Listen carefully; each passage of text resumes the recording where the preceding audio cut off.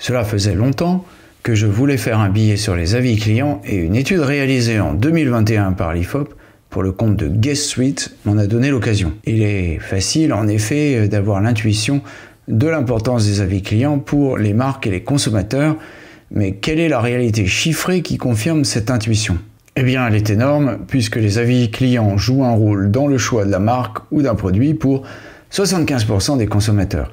Une constatation qu'il n'est donc plus possible d'ignorer, et les marketeurs qui se risqueraient à négliger ces avis clients devenus désormais incontournables, quel que soit leur secteur, mettraient leur marque en danger. Notons quand même quelques nuances de taille que nous détaillons dans ce billet. Voici donc l'analyse de cette étude faite par le commanditaire lui-même, Thomas Mathieu, cofondateur de Guest Suite, une start-up nantaise dédiée aux avis clients sur les décisions d'achat en France et qui a bien voulu répondre à mes questions. Des interviews, des chiffres, des faits, des études. Pas de blabla, ce sont les podcasts de Visionary Marketing disponibles sur toutes les bonnes chaînes de balado-diffusion. Bonjour, je suis Yann Gourvenec, bienvenue sur les podcasts de Visionary Marketing. Le sujet du jour, avis client, une étude met en valeur une lame de fond qui n'épargne aucun secteur.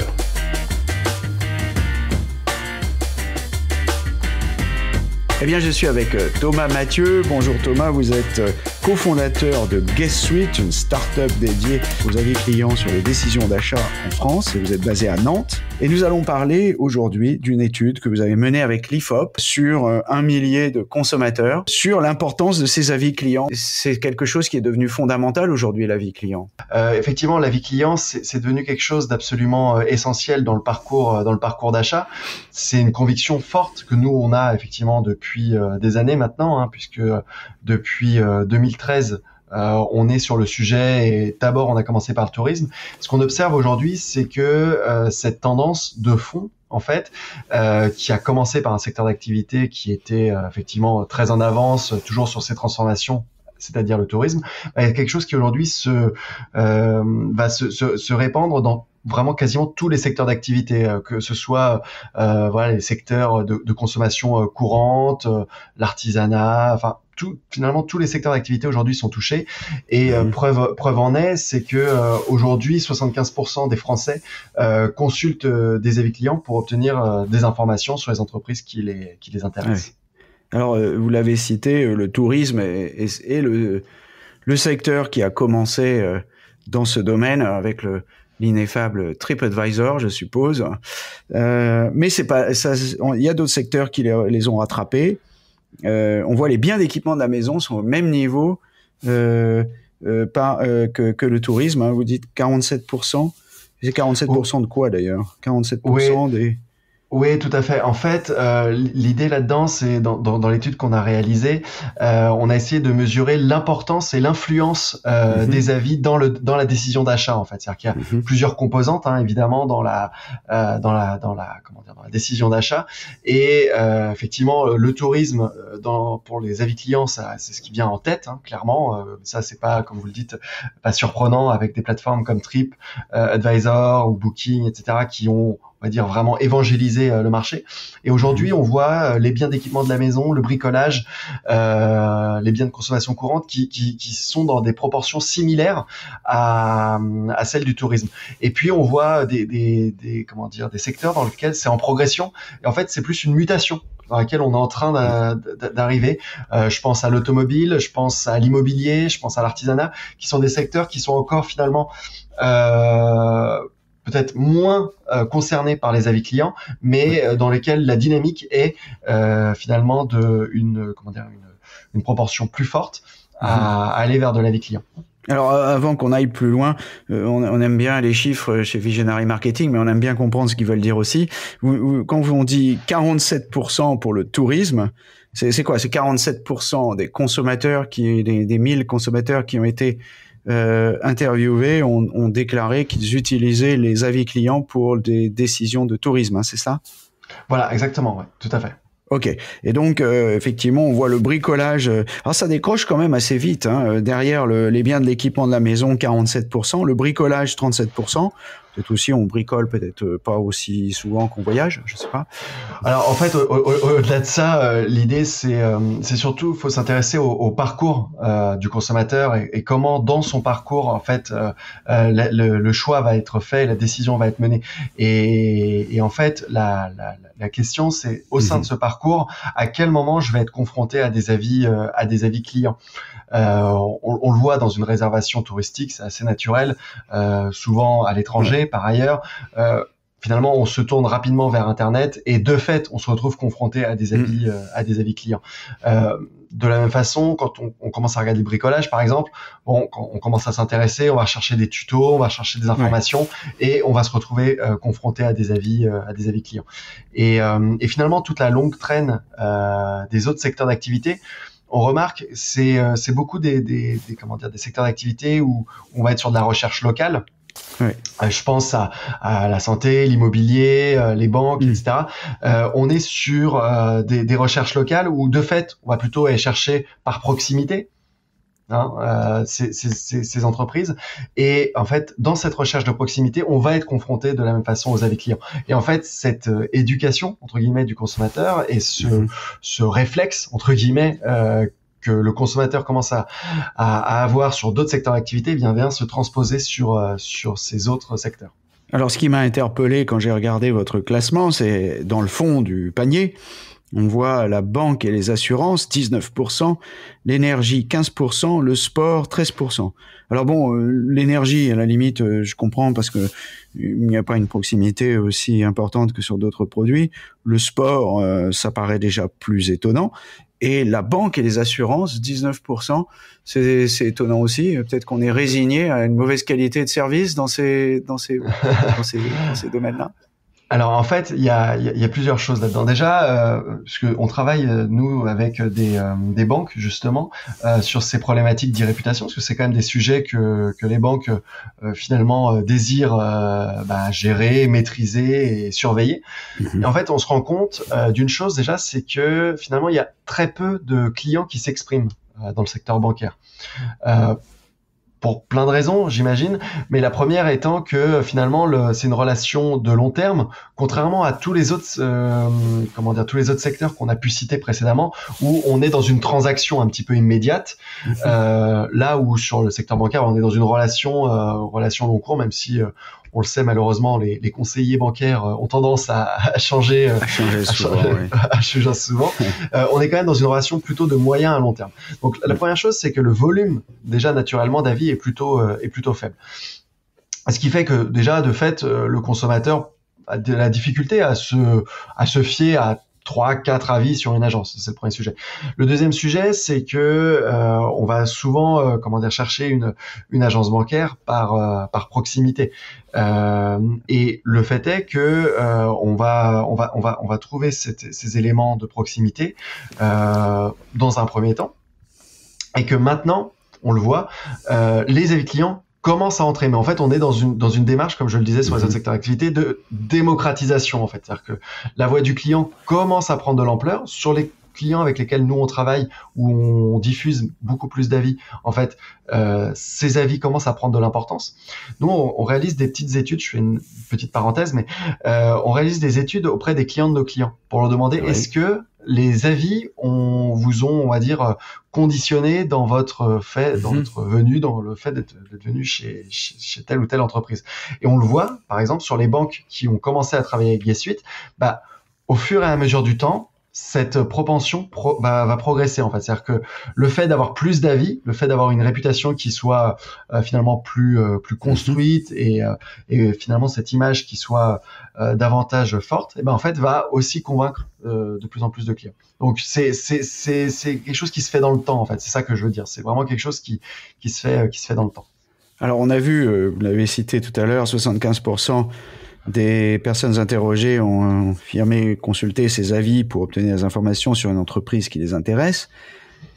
Mais qu'est-ce qu'ils regardent exactement ? Est-ce que vous savez, au travers de cette étude ou au travers de votre outil, que regardent les gens ? Est-ce qu'ils regardent les évaluations les plus positives ou les plus négatives, ou est-ce qu'ils balayent un peu les deux ? Moi, j'ai un peu tendance à faire ça. Je commence à regarder les 5 étoiles et après je regarde les 1 étoile. Je regarde les 1 étoile, puis je regarde si c'est des gens qui critiquent vraiment le produit ou si simplement ils étaient mal lunés ou ils ont mal ou la livraison était pas bonne ou je sais pas quoi, un truc qui avait rien à voir avec le produit.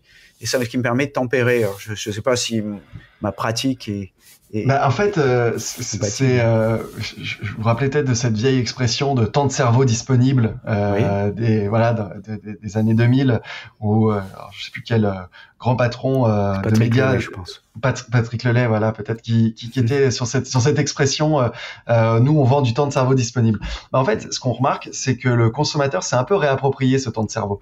Et en fait, ce temps de cerveau, c'est 15 minutes ou 20 minutes à recevoir de la publicité, on va dire descendante de la part des médias. En fait, le consommateur, il fait exactement ce que vous décrivez là. C'est-à-dire qu'il va en fait mener son enquête. Il va se réapproprier ce temps de cerveau. Et qu'est-ce qu'il regarde pour répondre à la question? En fait, il va d'abord regarder la cohérence d'une note pour une entreprise. Donc, il va, comme vous le dites, il va faire cette enquête. Il va regarder, ok, il a une bonne note là, mais est-ce que la note sur une autre plateforme, elle est similaire? Que disent les avis négatifs, effectivement? Qu'est-ce qu'ils disent? Parce que c'est pas si grave d'avoir un avis négatif, mais qu'est-ce qu'il dit cet avis et comment est-ce que l'entreprise y a répondu? Ça, c'est extrêmement important. Comment l'entreprise y a répondu? Et puis, il y a un dernier élément qui me semble essentiel, c'est le volume d'avis. Ouais. Une entreprise qui a un volume d'avis supérieur, par défaut, quoi qu'il arrive, donne le sentiment d'être plus populaire qu'une entreprise qui a moins d'avis. C'est naturel et c'est l'effet de la terrasse de café en fait. Et en fait c'est assez essentiel pour notamment dans les commerces de proximité. Je pense par exemple tous les métiers de l'artisanat, plomberie, électricité, des choses comme ça. En fait on va tendance aussi à avoir peut-être confiance à une entreprise qui a une note, on va dire équivalente, même peut-être un peu moindre. Si on voit qu'elle a beaucoup d'avis, ça laisse entendre que beaucoup de clients font confiance à cette entreprise.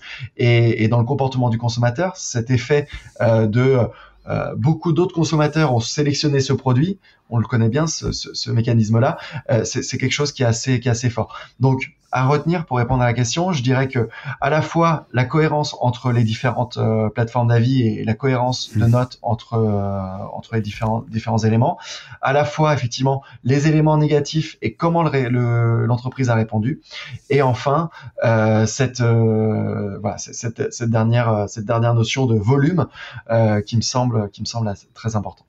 Très intéressant. Alors, dans vos chiffres aussi, on a 55% des Français interrogés qui citent la réputation, donc les avis clients en ligne, comme critère numéro 1 de choix d'une entreprise. Ça commence à devenir sérieux, quoi. On peut plus ignorer cette chose-là. Ah complètement. Et puis c'est tout secteur confondu dans ce chiffre-là. Et effectivement c'est devenu vraiment un critère aussi supérieur finalement à la publicité. On en parlait tout à l'heure de ce temps de cerveau disponible et de cette réappropriation. Et bien en fait c'est devenu un critère effectivement supérieur à la publicité dans le parcours et dans le choix du consommateur. Alors, il y a une chose qui m'a frappé parce que dans mon passé, j'ai travaillé pour des opérateurs télécoms et notamment à l'étranger, pour pas citer la France. Et ce qui me frappait, c'était à chaque fois que je citais les avis clients qui étaient très mauvais dans Twitter ou ailleurs. Alors, à chaque fois, on me disait, oui, mais c'est Twitter. Oui, d'accord, mais enfin, il y a quand même des avis clients qui sont pas bons. On fait quelque chose, quoi, non? On fait quelque chose. Et à chaque fois, on dit, non, c'est pas la peine parce qu'en fait, ce sont des gens qui sont des mauvais payeurs. Donc là, ce que vous nous dites, c'est que, ok, bon, faut peut-être arrêter de la dénégation et il faut peut-être se mettre à bosser. D'ailleurs, il y a une chose qui me frappe à l'intérieur de votre classement de secteur. On a oublié de le dire tout à l'heure. Je ne vois nulle part les opérateurs de télécom. C'est parce qu'il y a pas assez de concurrence? En fait, nous on a fait la focale aussi sur les réseaux de points de vente physiques. Alors vous allez me dire les télécoms ont des réseaux de points de vente physiques, voilà. Mais on va dire la nature de leurs prestations est plutôt dématérialisée et donc on a plutôt fait le focus effectivement sur cette chose-là. Et je vais juste faire un petit commentaire, un petit retour sur la remarque juste avant et sur la prise en considération de l'avis client. Je pense que les éléments dont vous faisiez référence tout à l'heure étaient finalement relatifs à une autre époque en fait, où effectivement c'était quelques tweetos qui prenaient le temps de s'exprimer, qui faisaient tel opérateur, pour pas en citer un plus qu'un autre, mais c'est une honte, etc. Aujourd'hui, en fait, c'est plus quelque chose de, on va dire, d'isolé, ce fonctionnement-là. C'est devenu un réflexe consommateur, et finalement, on en revient à des fondamentaux. C'est comme en SEO ou dans d'autres secteurs d'activité où il y a eu des moyens de mettre en place des artifices pour essayer de tromper, etc. À un moment donné, on va se concentrer dans le cas du SEO, on va se concentrer sur la qualité du contenu et ça fait le reste. Dans la relation client, c'est la même chose. À un moment donné, on se reconcentre 5 minutes sur sa relation client, sur la qualité, sur la manière dont on traite ses clients, et c'est pas beaucoup plus compliqué que ça en fait. Mais ça demande de l'engagement. Ça demande de l'engagement. Ça demande de l'engagement. C'est une bonne nouvelle. On va enfin avoir du service client. C'est bien. Ça fait longtemps qu'on attendait. Ensuite, ce qui est intéressant aussi dans votre étude, c'est de voir que quand on regarde sa note, il faut être assez ambitieux, quoi. Si on descend en dessous de 4 sur 5, c'est cuit. Oui, en fait, c'est aussi un des enseignements de l'étude, effectivement, c'est que 4 sur 5, c'est la note minimale pour, on va dire, commencer à créer un lien de confiance avec le consommateur. C'est un point qui est assez important, notamment parce que dans son parcours d'achat et sur de plus en plus de plateformes, la notation, il y a parfois des échelles sur 10, des échelles sur 5. L'échelle sur 5, elle est quand même encore moins permissive, entre guillemets. Et effectivement, cet élément-là est important. Et c'est pas une note qui est du tout inatteignable, dans les faits. C'est quelque chose qui est tout à fait possible. Encore une fois, une entreprise, si elle est présente sur son marché depuis des années, c'est globalement, elle sert bien ses clients. La question, c'est est-ce que ces clients ont suffisamment l'occasion de le dire et de s'exprimer sur Internet? Et c'est ça le fond. Donc une note de 4 sur 5, c'est tout à fait atteignable. 4 sur 5, 8 sur 10, c'est tout à fait atteignable, si tant est que on donne l'occasion à un maximum de clients de s'exprimer. Et évidemment, on en parlait juste avant, si tant est que on prête un tant soit peu attention à notre relation client et à la manière dont sur le terrain les clients sont traités. Ok. Alors, maintenant qu'on a compris un peu l'importance de ces avis clients et comment les utilisateurs les regardaient, il faut regarder le top 3. Alors, le top 3, on commence par le premier. Le premier, c'est Internet. Avec les réseaux sociaux, comme vous le dites, les réseaux sociaux, c'est fini le temps où c'était réservé à une poignée d'irréductibles désagréables. Voilà. Donc maintenant, c'est pour tout le monde. Mais c'est aussi le site d'une entreprise ou d'une marque. Donc on vient directement solliciter la marque. C'est le top 1. Ça concerne combien de personnes, ça ? Alors, j'ai pas le chiffre spécifique là en tête, je suis désolé. Mais effectivement, dans ce classement, on a essayé toujours dans cette même logique de comment est-ce que le consommateur mène son enquête et son information auprès d'un produit ou d'un service. Et effectivement, la première démarche de ce consommateur, c'est effectivement le renseignement, la prise d'informations sur des critères intrinsèques au produit, en fait, concrètement, c'est-à-dire son prix, sa disponibilité, toutes ces informations qui sont vraiment des informations, on va dire, je dirais, de caractéristiques autour du produit, quoi. Et ces informations qu'on va trouver effectivement sur les sites spécialisés, sur le site de l'entreprise. Et juste après, on va retrouver donc deux éléments. Ça peut être sur le site d'Amazon aussi Oui, sur le site de la marketplace, évidemment. Oui, bien sûr. Voilà. Oui, tout à fait. Et c'est quand même Amazon, c'est à peu près une recherche sur 2 en e-commerce. Donc c'est colossal, effectivement. Oui, tout à fait. Et là-dedans, en fait, on va avoir effectivement ces comportements-là, et d'ailleurs des comportements aussi de switch, évidemment, c'est-à-dire une recherche effectuée sur une plateforme, puis finalement une recherche de prix sur d'autres plateformes, une fois que j'ai trouvé le produit que je désire. Donc ça, c'est effectivement dans ce comportement-là. Et puis derrière, effectivement, on va avoir donc le bouche à oreille qui vient effectivement en top 2. Et Et juste après, effectivement, les avis clients, qui sont finalement une numérisation et une désintermédiation de ce bouche à oreille, puisque ça vient juste après, effectivement, sur ce podium. Donc là, on parle des avis clients qui sont sur Google, c'est-à-dire dans Google My Business, c'est ça? Tout à fait, ouais. Google My Business, les plateformes d'avis, en fait, plateformes d'avis. Que ce soit par exemple sur le tourisme, il y a des plateformes d'avis spécialisées. Trustpilot, comme des choses comme ça. Voilà, ça c'est plus e-commerce. Mais selon le secteur d'activité, si vous voulez, vous allez avoir des plateformes d'avis. L'idée étant qu'il n'y a pas une plateforme d'avis aussi puissante que Google multi-secteur, pardon. Mais derrière, sur chacun des secteurs d'activité, on va se retrouver avec une plateforme un petit peu forte, TripAdvisor dans le tourisme, etc. D'accord. Alors, quelles sont les évolutions que vous voyez dans le futur sur ces avis clients et sur leur importance? La première nature d'évolution, c'est déjà le fait que ça se répande dans davantage de secteurs d'activité. Je pense que c'est une tendance de fond qui est assez forte. Et dont il faut pas, je pense pas qu'il faut en avoir peur. En fait, c'est naturel. Je sais qu'il y a des secteurs d'activité qui sont plus réticents, je dirais, frileux, réticents par rapport à ça, mais dans les faits, ça apporte quelque chose d'assez sain dans les marchés, et ça fait se poser finalement des bonnes questions. Oui, je vais pas dire le contraire, il y a des dérives autour des avis clients, dans un sens comme dans l'autre, des entreprises qui sont dans la triche, clairement, autour des avis, et à la fois des entreprises qui sont dans la diffamation de leur concurrence grâce aux avis.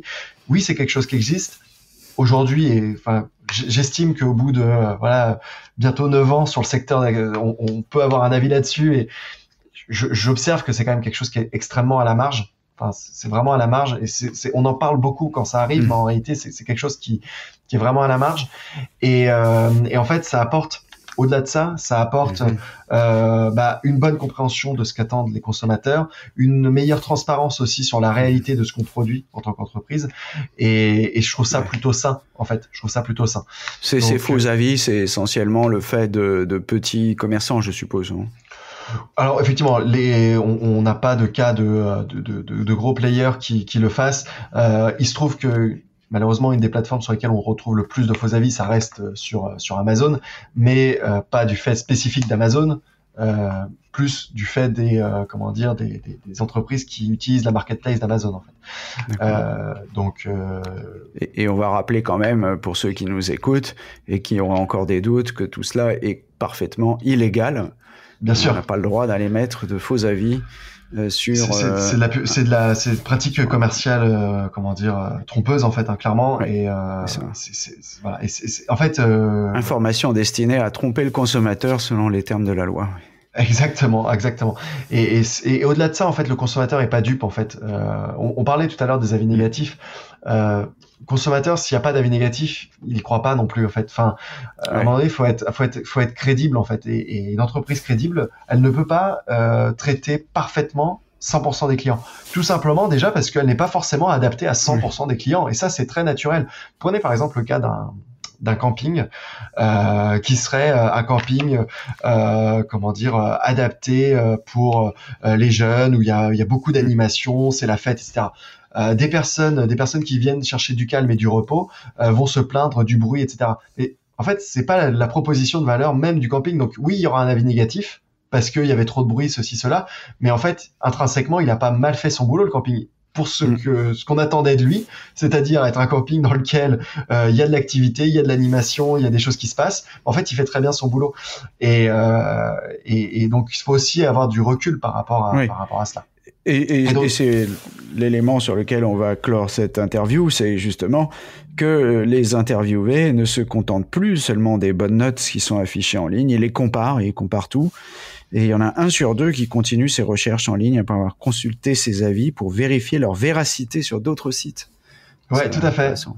Ouais, tout à fait. Bah, c'est un petit peu ce qu'on se disait tout à l'heure, hein, dans cette notion d'enquête entre guillemets menée par les consommateurs, où effectivement ils vont continuer cette recherche pour s'assurer de la véracité, s'assurer finalement de pas être tombé sur un avis finalement qui aurait été manipulé ou voilà. Et donc ça c'est quelque chose effectivement qu'on observe. Aussi parce que je pense qu'il y a eu de plus en plus de reportages, d'éléments sur attention, il y a des avis négatifs, il y a des avis faux, pardon. Attention, consommateur. Voilà, il y a eu un petit peu un éveil d'essence du consommateur par rapport à ça, qui a été mené par les médias. Et je trouve que dans l'absolu, c'est plutôt sain parce que ça pousse le consommateur à pas se contenter de juste la note faciale, même si bien souvent ça a une influence directe, c'est-à-dire que sur des achats peu impliquants, on peut très vite s'arrêter à cette première note et à cette première impression, quoi. Voilà, en fait c'est bon signe, les consommateurs sont plus intelligents qu'on le croit, et sur cette note positive, eh bien on va s'arrêter là. Merci Thomas, et merci pour cette vision des avis clients dont on ne minimisera plus jamais l'importance. Merci beaucoup. Des interviews, des chiffres, des faits, des études, pas de blabla.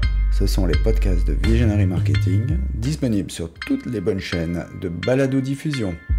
Surtout, n'oubliez pas de mettre une bonne note à ce podcast si vous l'avez apprécié.